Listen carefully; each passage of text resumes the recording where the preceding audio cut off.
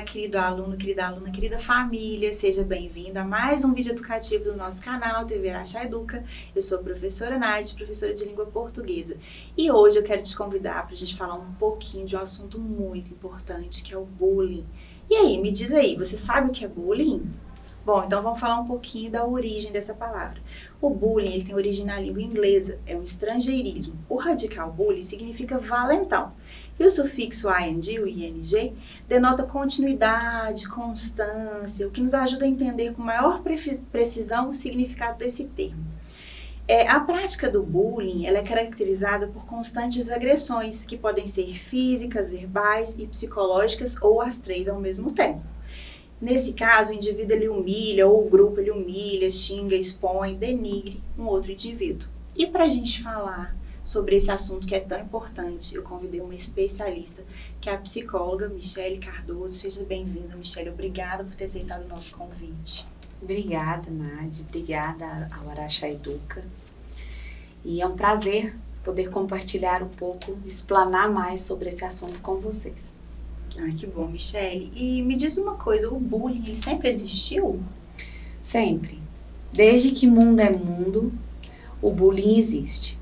Porque faz parte das relações humanas, né? Então, em toda a história da humanidade, que tiveram mais de uma pessoa, essas pessoas, algumas tiveram intenções boas, outras não tanto, e nessas intenções que não foram tão boas, algumas pessoas se sentiram no direito, ou na vontade, ou no desejo mesmo, no ímpeto, de saber o que fazer o mal para o outro iria surtir nela.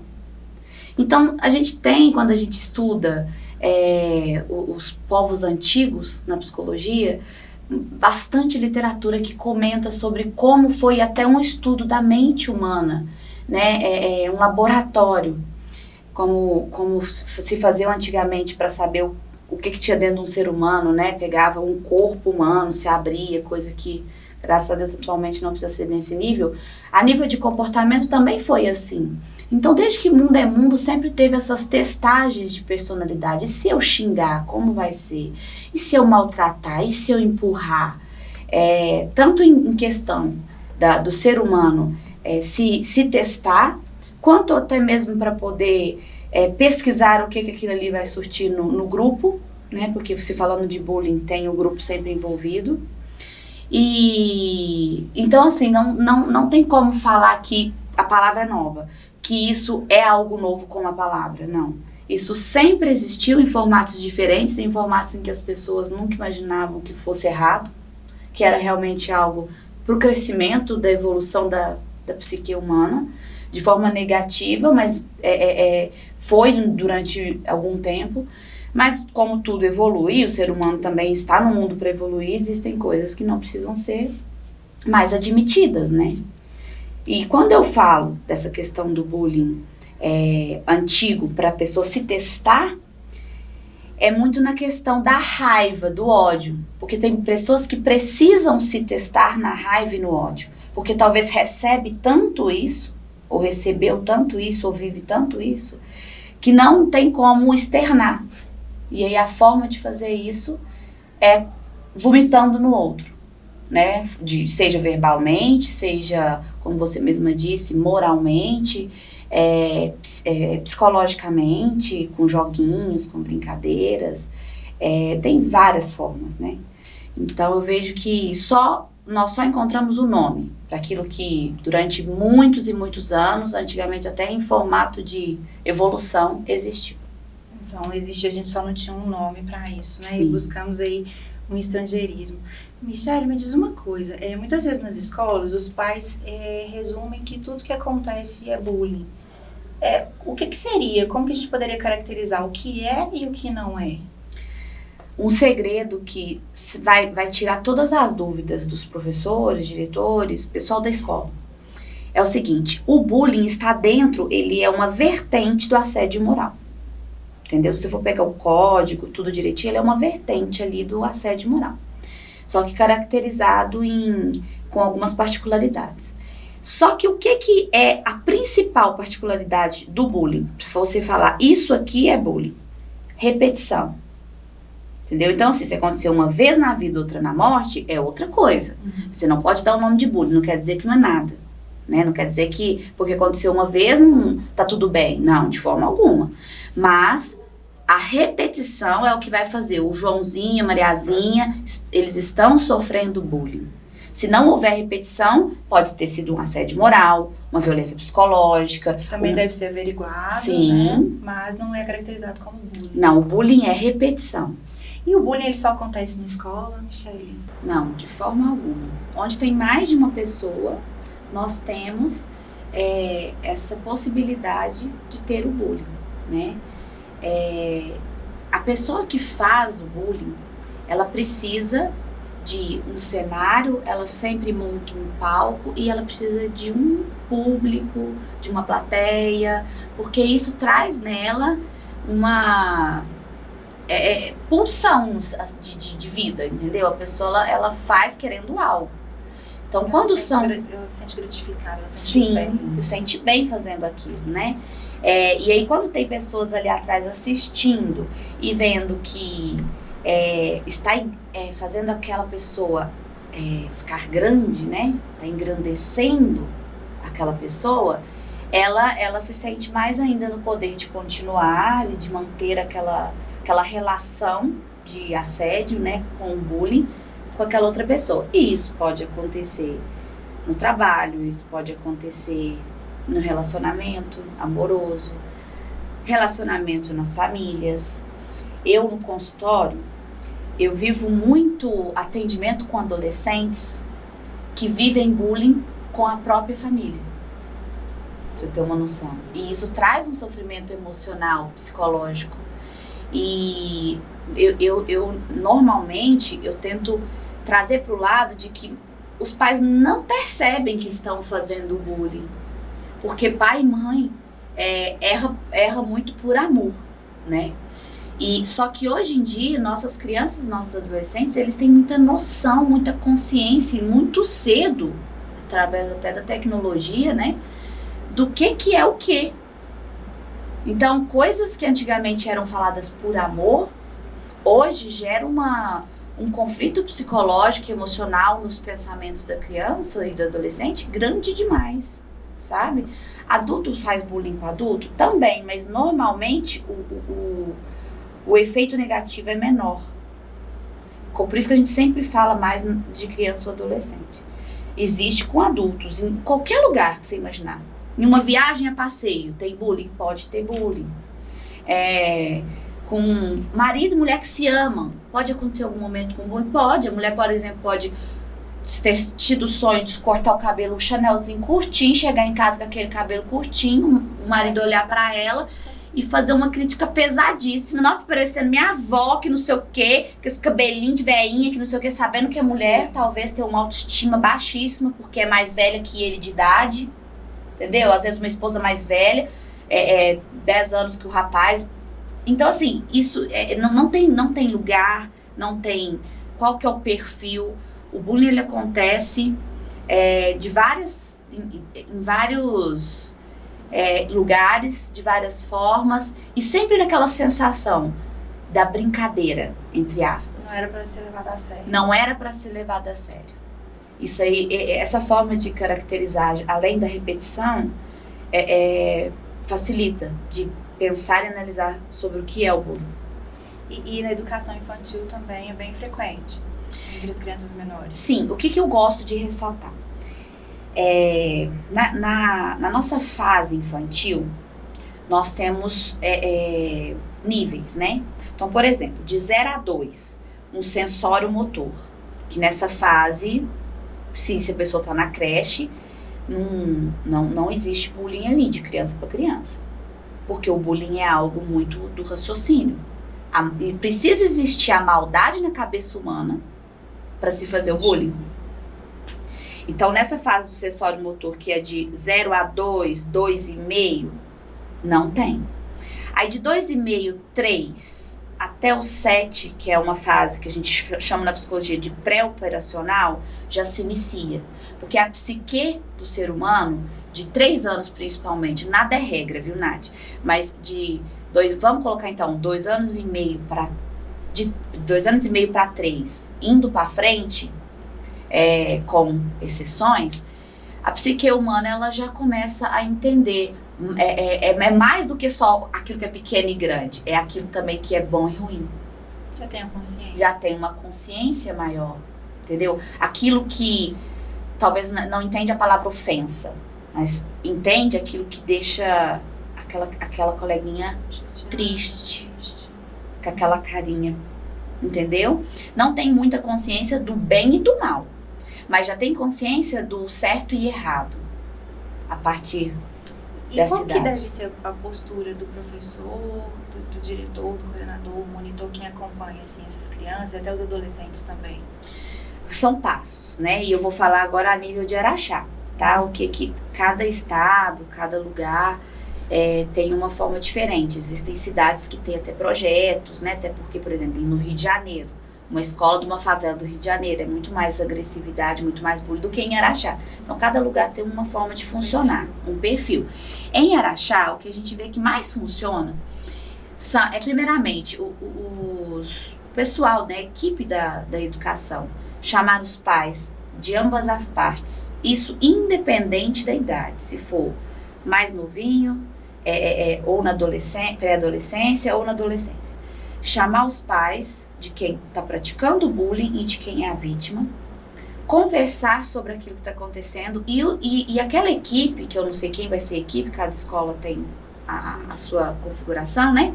Você vai ser diretora, pedagoga, professora, vai sentir esses pais. Porque o que acontece? Na teoria seria, chama os pais vão resolver e aí vai ficar tudo certo. Eles vão conversar com os meninos, com os filhos ou as filhas e aí vai se resolver. E na prática não é bem assim. Porque às vezes o bullying vem através de um racismo da família. Tá mais enraizado. Pode ser que seja, é uma opção. Ou o bullying vem porque a escola descobre que a mãe e o pai tá passando por um divórcio e que tá tratando um ao outro uma forma terrível dentro de casa, aquela criança de 6 anos tá vendo isso todos os dias. E aí por isso que começou a aparecer a partir desse ano. Então, assim, o mais importante, eu falo isso pra tudo, quando é ligado à psicologia para criança e adolescente. Precisa se escutar quem vive com essas crianças, com esses adolescentes. Porque senão tudo que você tentar com elas não vai dar certo, se a disfunção também se estender para esse outro lado. Porque aí se você vê que a família é uma família consciente, a família seja quem cuida dessas crianças ou adolescentes. Não necessariamente, né? Pai e mãe. Não necessariamente pai e mãe. Se você vê que eles têm uma consciência, então dá para você conversar, explanar e falar, olha, vai ter advertência e é necessário ter sim essas advertências, fazer, assinar, registro. Quando é muito pequenininho, os pais assinarem para se comprometer aquilo, você entendeu? E quando vê que não tem comprometimento da família, conselho tutelar, conversar com o conselho tutelar, principalmente se os educadores estão vendo que aquele bullying praticado está fazendo aquela criança passar por um processo que não está conseguindo aprender na escola. Tô falando no meio mais educacional. Desdobramentos, né? Entendeu? Tá tendo mais desdobramentos. Aí chama o conselho tutelar e quando é uma coisa mais hostil ainda, em Araxá, pode chamar a polícia e fazer o boletim de ocorrência. Que os pais não foram notificados, não tiveram nenhuma reação, não voltaram na escola, não tomaram providências, porque isso fica registrado. Por quê? Porque senão no futuro isso pode ocasionar uma atitude muito agressiva dessas crianças e aí depois vai falar que quem estava ali, os adultos responsáveis que estavam ali ao redor, viram tudo e não fizeram nada. Foram omissos. E o espectador, ele tem participação também no bullying, Michele? Que são tanto os colegas, o público, o palco, que eu te falei que fica ali, a plateia, que fica assistindo aquele palco todo, aquele circo todo, quanto também os professores, os educadores que estão ali, o pessoal de quando é no meio da educação, ou então da família, as amizades, os grupos, né, de amizades, que sabe que tem aquela pessoa que sempre está sendo... Então, o espectador, ele tem que manifestar, ele tem que denunciar, ele tem que, né, procurar meios de ajudar aquela pessoa que está sendo vítima de bullying. Eu digo que, antes disso, conversar, pedir licença para a pessoa. Não que ela vá te dar licença, porque às vezes ela está tão amedrontada, mas vamos supor que você, Nadi, está sofrendo. Eu viro para você e falo, Nadi, você me permite, né? Você me dá licença, você me deixa eu ir lá e falar para sua mãe, deixa eu ir lá e falar para nossa professora, ou para o tio de educação física que a gente tem mais proximidade, ou para a tia, não sei das quantas, se for na família, deixa eu falar com a sua madrinha, né? Que a gente está focando na educação, mas como pode ser em qualquer âmbito, né? Mesmo você falando não, que muitas vezes a gente fala não querendo falar sim. Sim, pelo medo. Pelo medo, eu te pedi autorização, eu te pedi como se fosse uma bênção, entendeu? Entre aspas, para poder ajudar. Para poder ajudar. Porque no futuro, se der alguma coisa, você poderia falar assim, eu te falei que não era para você falar nada, não sei o quê. Só que aí você vai falar, mas você viu que foi no intuito de tentar te ajudar? É melhor do que falar, por que você foi na minha frente e falou? Era eu que queria ter falado? Não, mas eu te pedi primeiro. Então eu vejo que o importante é aquela pessoa que está presenciando aquilo acontecer, buscar, conversar e depois, com a bênção ou sem a bênção, procurar ajuda, contar o que está acontecendo, que às vezes só os grupos estão realmente vivenciando aquilo. O pessoal externo aí não chega a perceber a intensidade. Talvez saiba a informação, mas a intensidade. Porque cada um sente o bullying de uma forma. Pode falar que o meu cabelo é preto e grande igual de uma bruxa e eu achar ótimo. E você se ofender. Entendeu? Então, cada um sente o bullying de uma forma. Verdade. E, Michele, me diz uma coisa. Quais são as consequências, né, de uma criança, um adulto que sofreu bullying nessa fase, né, tão importante escolar? Que desdobramentos que isso pode ter? Na fase da infância, quando isso está acontecendo, é importante observar as mudanças. Ou seja, se a criança ou adolescente era mais expansivo e ficou introvertido.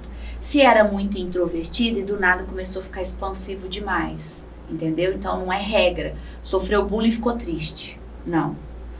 São as mudanças da característica que aquela pessoa apresentava. Isso é importante observar. Faltas, obviamente, né? Parar de ir nos lugares, aí não só falta na escola. Aquela pessoa que deixa de ser social, ela não vai mais em aniversário de família, nada que chama ela frequenta, ela não vai mais em barzinho, ela tá realmente tendo muitas faltas na escola. Esse isolamento, sabe? Isso também é bom, né? Nessa faixa de criança para adolescência ser observado.